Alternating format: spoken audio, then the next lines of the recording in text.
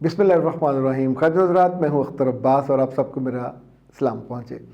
नया व्लॉग है और मौजू ज़ाहिर है आपके सवालों से निकलता है और सवाल भी नए होते हैं। तो आज जो हमने सवाल मुंतखब किया है उनका आगाज़ उन्होंने ये किया कि सर जी अस्सलाम वालेकुम, अल्लाह आपको हमेशा खुश रखे, नेकियों वाली ज़िंदगी अता करे।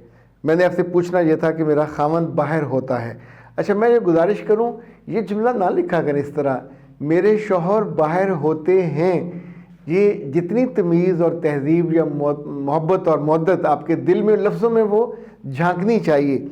और घर जाके भी कभी मत कहें कि मेरा शौहर ये करता है, वो ये करता है। जब आप करता करता कहता करोगे तो घर वाले भी फिर आपको, यानी आपके मियाँ को रिस्पेक्ट नहीं करते। अब मेरे यहाँ औलाद नहीं है, 3 साल हो गए शादी को और अब वो दूसरी शादी करना चाहते हैं। मैं बहुत परेशान हूँ, कोई ऐसी वीडियो बनाइए जो उनसे मैं शेयर कर सकूँ। बेटा मैं उनके लिए वीडियो नहीं बनाऊँगा, आपके लिए बना रहा हूँ। सवाल भी आपने किया है। अच्छा, एक बात याद रखिएगा, दुनिया में जब किसी से हमारी शादी होती है, हमें पसंद हो, हम उससे मोहब्बत कर रहे हैं, पर वो हमारी मलकियत नहीं होता, यानी हमारी ग़ुलामी में वो नहीं आ जाता।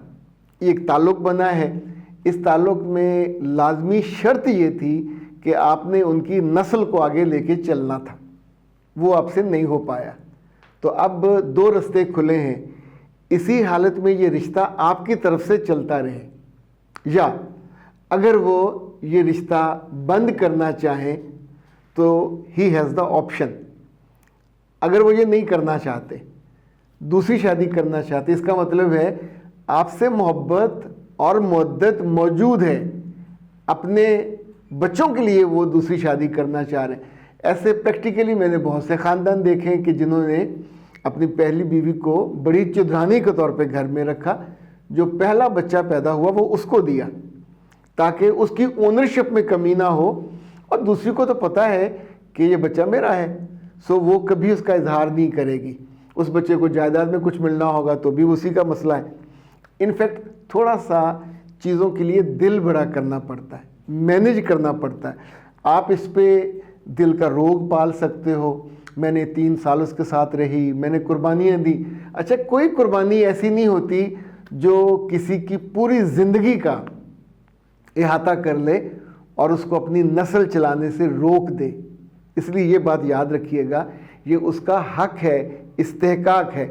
अब घर में खाना ना पके तो आप जाते हैं, पर खाना भूखा थोड़ी बंदा रहता है, अरेंज करता है। चूँकि उस भूख के साथ आप एक दिन गुजार सकते हो, हफ्ता नहीं गुजार सकते, ज़िंदगी भी नहीं गुजार सकते। अब जो बच्चों की तलब है, ये इंसानी ज़िंदगी का लाजमी हिस्सा है।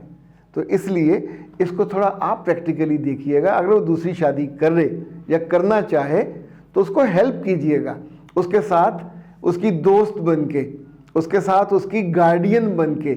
जिस नई लड़की को वो लेके आएगा वो आपकी ताबे फरमान रहेगी, आप उसकी सास मत बनिएगा, आप दोनों मियाँ शेयर करोगे।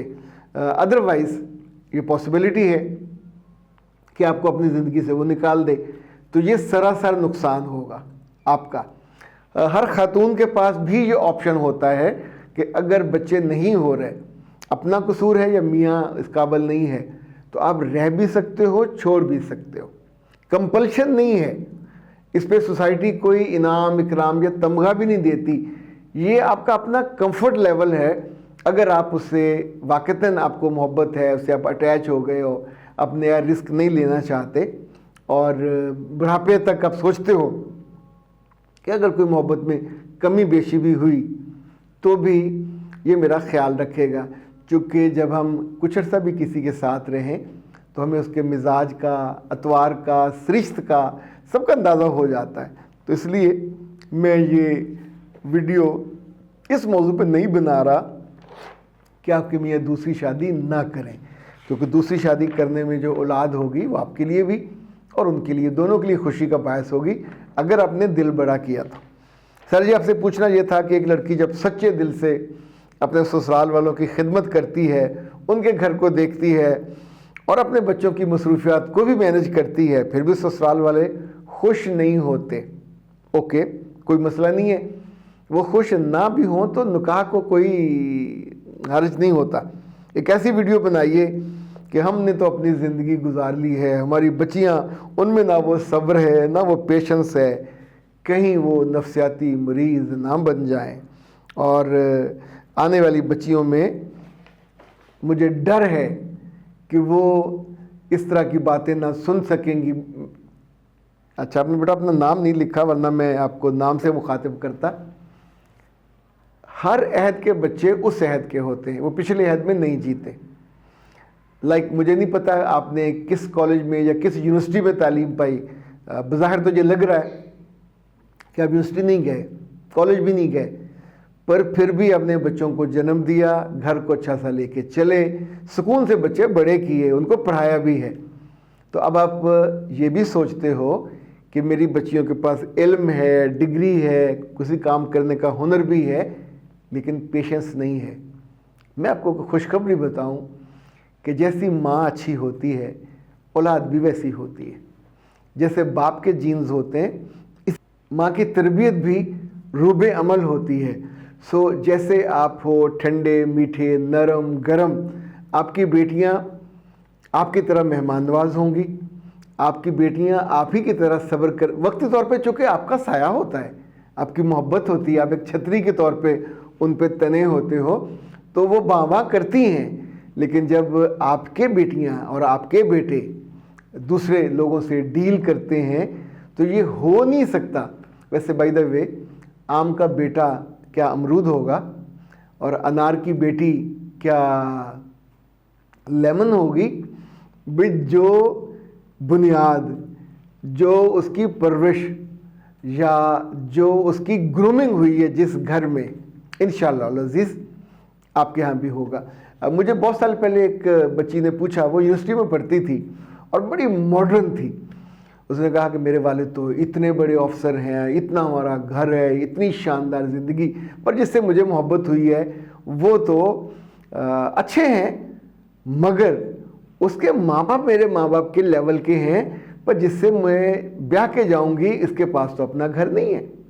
تو میں نے مسکراتے ہوئے کہا کہ بات یہ ہے کہ میرا رب جب انسانوں کو اور ان کے بچوں کو دنیا میں بھیجتا ہے تو اپنی وہ خدائی چھوڑ نہیں دیتا نا، وہ رخصت پہ جاتا ہے۔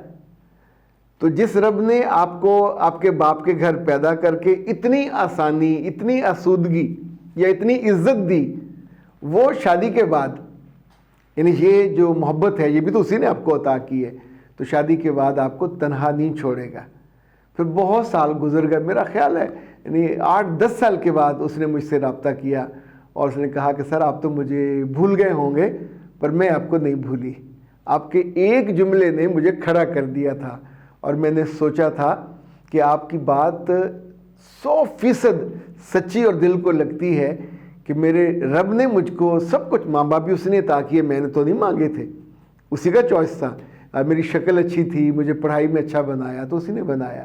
تو اب یہ جو مجھ کو محبت اس نے دی یہ بھی اسی نے دی ہے، یعنی یہ کسی اور کو مل جاتا تو میں کیا کر لیتی۔ تو اس نے کہا سر میں آپ کو یہ بتانا چاہتی ہوں کہ میرے 3 بچے ہیں، 2 بیٹے ہیں، 1 بیٹی ہے، اور میرے میاں نے نہ صرف مجھے الگ گاڑی لے کے دی ہوئی ہے میرے نام، پھر اس نے 2-3 بار اللہ کا شکر ادا کیا۔ اس نے کہا سر میرے بچوں کے لیے ابھی سے ایک پلاٹ ہم لے چکے ہیں، ہم نے بچوں کو نہیں بتایا، پر ان کے لیے ایک پلاٹ ہمارے پاس موجود ہے۔ تو جب یہ بڑے ہوں گے تو ظاہر ہے دودھ کو جاگ لگ چکا ہوگا، اور یہ ان کی زندگی اپنی ماں کی زندگی سے بہتر ہوگی، چونکہ آنے والے دنوں میں یہ ساری نعمتیں، یہ ساری آسانیاں، آسائشیں ان کو میسر رہیں گی۔ تو اس والے معاملے میں میرا فیتھ، میرا ایمان اتنا پکا ہے، اور یہ میری جان ہے۔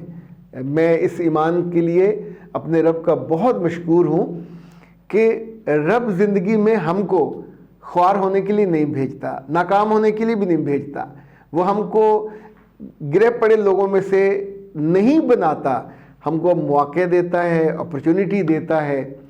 کچھ لوگ ناشکری کرتے ہیں اور کچھ شکر گزاری کر کے اللہ کا پلو پکڑ کے اس کے ساتھ جڑے رہتے ہیں اور اس کی نعمتوں کو دونوں ہاتھوں سے استعمال بھی کرتے ہیں، مزے بھی کرتے ہیں، اور اپنی اولاد کے لیے چھوڑ جاتے ہیں۔ میں دعا کرتا ہوں ان سارے خواتین و حضرات کے لیے کہ جن کی زندگی میں دکھ ہیں، اپنے رب کو پکڑ لیجئے، کبھی مت چھوڑیے، کبھی بے یقینہ مت ہوئیے، کبھی اپنے ایمان کا تماشا مت بنائیے۔ دل ایمان سے خالی ہوگا، یقین سے خالی ہوگا تو اس سے بھی برے حالات ہو جاتے ہیں۔ سو شاد رہیے، آباد رہیے ایمان کے ساتھ اور شکر گزاری کے ساتھ۔